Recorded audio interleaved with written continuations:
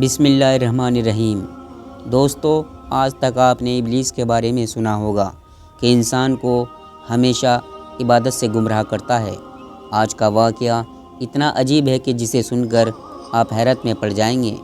ایک شخص اندھیری رات میں نماز پڑھنے کے لیے گھر سے نکلا۔ اندھیرے کی وجہ سے اسے ٹھوکر لگی اور وہ منہ کے بل کیچڑ میں گر گیا۔ کیچڑ سے اٹھ کر وہ گھر واپس آیا اور کپڑے بدل کر دوبارہ مسجد کی طرف چل دیا۔ ابھی کچھ دور ہی چلا تھا کہ پھر ٹھوکر لگی اور کیچڑ میں گر گیا۔ کیچڑ سے اٹھ کر وہ اپنے گھر گیا اور کپڑے بدلے اور پھر مسجد جانے کے لیے جیسے ہی گھر سے باہر نکلا تو اس کو دروازے پر ایک شخص ملا جو اپنے ہاتھ میں ایک لینٹین لیے تھا۔ لینٹین والا شخص نمازی کے آگے آگے چل دیا۔ اس لینٹین کی روشنی میں کسی دشواری کا سامنا نہیں کرنا پڑا۔ وہ خیریت سے مسجد پہنچ گیا اور مسجد کے دروازے پر پہنچ کر لینٹین والا شخص رک گیا۔ نمازی اسے چھوڑ کر مسجد چلا گیا اور نماز ادا کرنے لگا۔ نماز سے فارغ ہو کر مسجد کے باہر آیا۔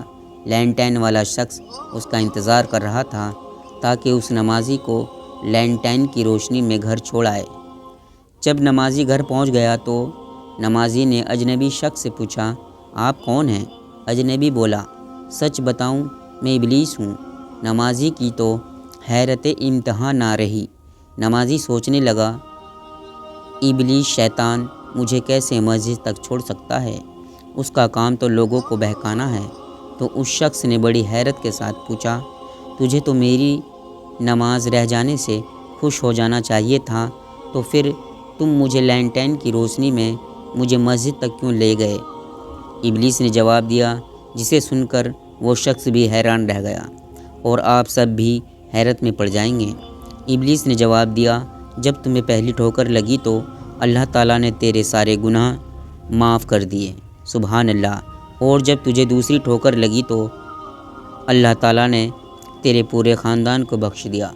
مجھے فکر ہوئی کہ اب تو ٹھوکر کھا کر گر گیا تو اللہ تعالیٰ تیرے سارے گاؤں کی مغفرت نہ فرما دے، اس لیے لینٹین لے کے آیا ہوں، تم بغیر گرے مسجد تک پہنچ جاؤ۔ اس شخص نے جیسے ہی یہ بات سنی، اس نے اللہ تعالیٰ کی بارگاہ میں اپنا سر جھکا کر اللہ کا شکر ادا کیا۔ تو دوستو، یہ ہے اللہ تعالیٰ کی شان۔